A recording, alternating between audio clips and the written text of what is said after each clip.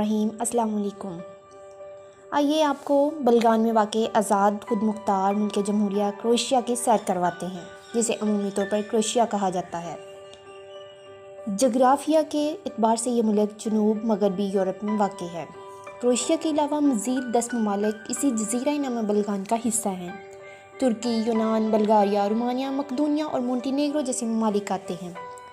آج کی اس ویڈیو میں اس ملک کی سیر کے ساتھ ساتھ آپ ان سبھی دلچسپ معلومات سے آگاہی حاصل کر سکیں گے جو یقینی طور پر آج سے پہلے آپ کبھی نہیں جانتے ہوں گے۔ کروشیا بہت خوبصورت شہر ہے۔ یہاں پہ گرینری بہت زیادہ ہے۔ کروشیا میں بڑی بڑی عمارتیں نہیں ہیں، یہاں پہ چھوٹے چھوٹے گھر بنتے ہیں۔ کروشیا میں سورج کافی لیٹ غروب ہوتا ہے، اباؤٹ 9 PM کے آس پاس شام ہوتی ہے۔ کروشیا میں زیادہ ٹریم چلتی ہیں، بسوں سے زیادہ ٹریم چلتی نظر آتی ہیں۔ دوستو، کہا جاتا ہے کہ رومی دور حکومت کے بعد 6 صدی عیسوی میں اس سرزمین پر کروشیائی لوگوں نے اپنی بستیاں قائم کرنا شروع کی تھیں۔ 7ویں صدی عیسوی میں اس خطے پر ڈچی آف کروشیا کی بنیاد رکھی گئی۔ 925 صدی عیسوی کو ٹونی کی سلیم نے اس خطے پر کنگڈم آف کروشیا کی بنیاد رکھی اور خود ملک کا پہلا بادشاہ مقرر ہوا۔ کنگڈم آف کروشیا کا خاتمہ 1102 عیسوی کو اس وقت ہوا جب کروشیا نے ہنگری کے ساتھ اتحاد کر لیا تھا۔ 1527 عیسوی میں کروشیا نے سلوونیا کے ساتھ اتحاد قائم کیا اور اس نئی ریاست کا نام کنگڈم آف کروشیا سلوونیا ہو گیا۔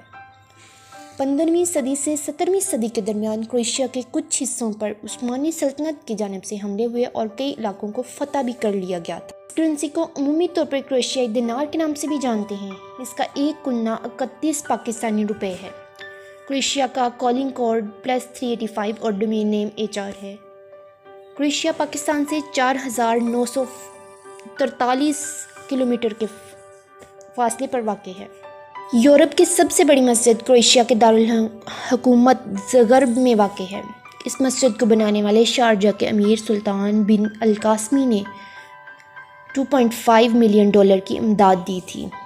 اس مسجد کو بنانے کا عمل 1981 میں سٹارٹ ہوا تھا اور 1987 میں کمپلیٹ ہوا تھا۔ اس مسجد کا نام زغرب ہے۔ زغرب اس ملک کا دارالحکومت ہے۔ یہ شہر 641 مربع کلومیٹر کے رقبے پر پھیلا ہوا ہے اور اپنے اندر 13,20,000 افراد کو سموئے ہوئے ہے۔ کروشیا سمیت پورے یورپ میں اپنا ایک نام ہے یہ شہر۔ کروشیا ملک کا کل رقبہ 56,594 مربع کلومیٹر بنتا ہے۔ اپنے رقبے کے حوالے سے 124واں نمبر دلواتا ہے۔ دسمبر 2016 کی رپورٹ کے مطابق اس ملک کی کل آبادی اپروکسیمیٹلی 60 سے 65 لاکھ 70,213 افراد تھی اور آبادی کے لحاظ سے دنیا کا 126واں نمبر تھا۔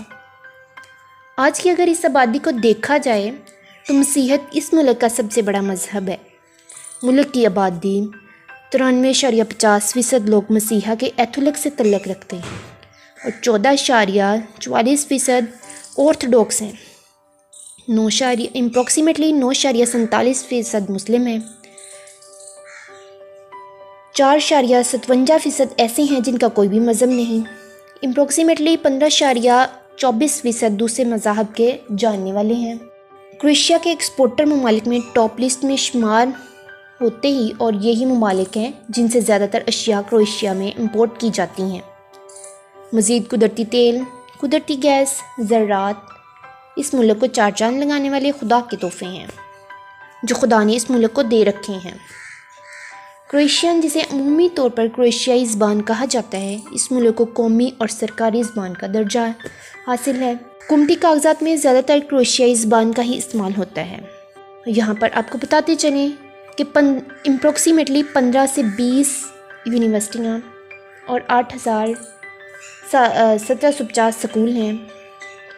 یونیورسٹی آف زدر اس ملک کی قدیم یونیورسٹی ہونے کا اعزاز رکھتی ہے۔ انسانی صحت کے حوالے سے کروشیا کا دنیا میں 36واں نمبر ہے، جبکہ مردوں کی اوسطاً عمر 74 سال اور عورتوں کی 81.2 سال بنتی ہے۔ یہ مقبول کھیل فٹ بال ہے۔ ریسنٹلی ورلڈ کپ میں کروشیا نے دوسری پوزیشن حاصل کی۔ یہ بات کم لوگ جانتے ہوں کہ کروشیا کے صدر کولینڈا نے ورلڈ کپ میں کروشیا کے ہر میچ میں شرکت کی۔ کروشیا کا نظام حکومت پارلیمانی جمہوریہ ہے اور ملک کی موجودہ صدر کولینڈا گراورو کتروویچ۔ تیز رفتار ٹرین نے 1313 کلومیٹر رقبے پر پھیلی ہوئی کھلی کشادہ سڑکیں، 85 ایئرپورٹ، 3 ہیلی پورٹ، اقسام کے جانور اور پرندے پائے جاتے ہیں اس ملک میں، جن کی کم از کم تعداد 1 لاکھ بتائی جا رہی ہے۔ سب سے چھوٹا گاؤں کروشیا ملک ہی پایا جاتا ہے۔ اس میں صرف اور صرف 28 لوگ رہتے ہیں۔ کروشیا 8% اپنی صحت کے لیے اور 2% اپنی فوج کے لیے مختص کرتا ہے۔ دنیا کا پہلا پیراشوٹ 1617 عیسوی میں کروشیا میں ہی ایجاد کیا گیا تھا۔ یہ تھی کروشیا کے بارے میں دلچسپ معلومات۔ اپنی رائے کا اظہار بذریعہ کمنٹ بھی کر سکتے ہیں۔ امید ہے کہ آپ کو ہماری ویڈیو پسند آئی ہوگی۔ اس طرح کی مزید ویڈیوز دیکھنے کے لیے ہمارے چینل کو دیکھتے رہیں اور سبسکرائب کرنا مت بھولیں۔ نیو ویڈیو کے آنے تک، تب تک کے لیے اللہ حافظ۔